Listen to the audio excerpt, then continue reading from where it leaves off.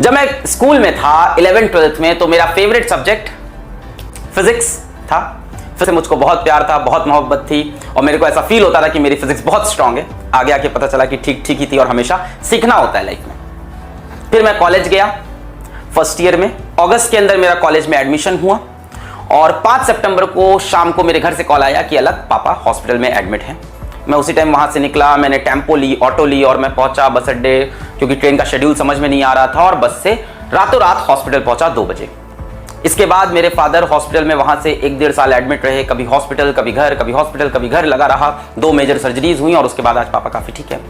But इस period के अंदर मेरा बीटेक का पहला सेमेस्टर आया। पहला सेमेस्टर मतलब बीटेक में 6-6 महीने पे एग्जाम होते हैं, तो 6 महीने में मेरा पहला बड़ा पेपर आया। तो फर्स्ट ईयर के पेपर सामने थे और मैं कभी कॉलेज आता था कानपुर, कभी वापस घर जाता था इलाहाबाद। कॉलेज मेरा कानपुर में था, घर मेरा इलाहाबाद में, तो कभी मैं कॉलेज पहुंच जाऊं कानपुर, कभी घर आ जाऊं। कॉलेज जाना पड़ता था क्योंकि अटेंडेंस का ध्यान देना है, और घर आना पड़ता था क्योंकि पापा का ध्यान देना है। तो इन दोनों के बीच में फंसा था और मेरे सेमेस्टर आ गए, और सेमेस्टर के समय में भी कुछ ऐसा माहौल था कि पापा हॉस्पिटल में ही थे। तो सेमेस्टर से जस्ट पहले मैं घर आया था। अगले दिन मेरा फिजिक्स का पेपर है और मैं इस टाइम हॉस्पिटल में हूं, और मैं सोच रहा हूं कि मैं दोपहर से पढ़ाई स्टार्ट करूंगा, और फिजिक्स तो मेरा स्ट्रॉन्ग सब्जेक्ट है, मैं अच्छा कर ले जाऊंगा।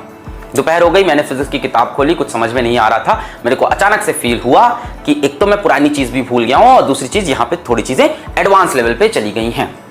शाम आते आते मैंने डिसीजन लिया कि हॉस्पिटल में पढ़ाई नहीं होगी, अपने को घर जाना पड़ेगा। प्लानिंग ये थी कि आज रात को तैयारी करेंगे, कल सुबह 5:30 की एक ट्रेन होती है, इलाहाबाद से जाएगी, उस टाइम हुआ करती थी, इलाहाबाद से कानपुर। मैंने कहा ठीक है, 4 घंटे के अंदर पहुंच जाऊंगा।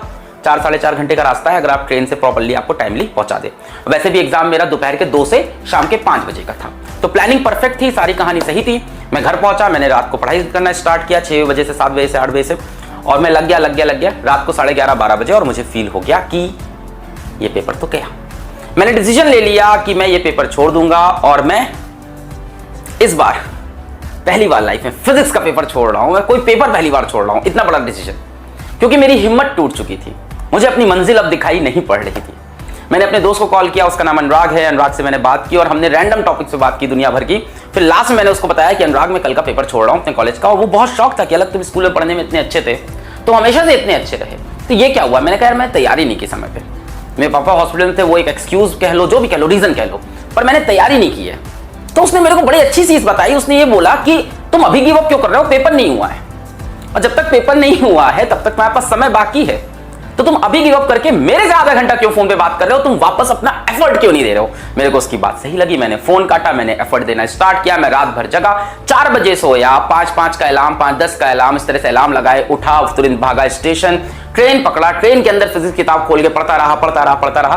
कॉलेज पहुंचा, हॉस्टल गया 10-11 बजे, 2 बजे पेपर है। हॉस्टल जाके मैंने 5th यूनिट पढ़ी, जो कि शायद रिलेटिविटी भी थी, रिलेटिविस्टिक मैकेनिक्स, कुछ नहीं समझ में आता था, तो मैंने उसके सारे इंपॉर्टेंट पॉइंट्स पढ़ना स्टार्ट किए।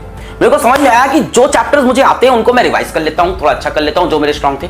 जो मुझे नहीं आते मैं उसके फॉर्मूले पढ़ता हूं, उसके प्रीवियस ईयर क्वेश्चंस को एनालाइज कर लेता हूं, सारे प्रीवियस ईयर क्वेश्चंस ध्यान से देखे, अच्छे से देखे, उनके सॉल्यूशन समझे, और मैं चला गया पेपर देने में। बाहर निकला, मेरा पेपर ठीक हुआ था, एंड शॉकिंगली ब्रांच के टॉपर्स ने भी ये बोला कि फिजिक्स पेपर बहुत हार्ड है। सभी ने ये बात एक्सेप्ट की। मेरे को समझ में नहीं आया, मुझे ये समझ में आ गया था मैं पास हो जाऊंगा।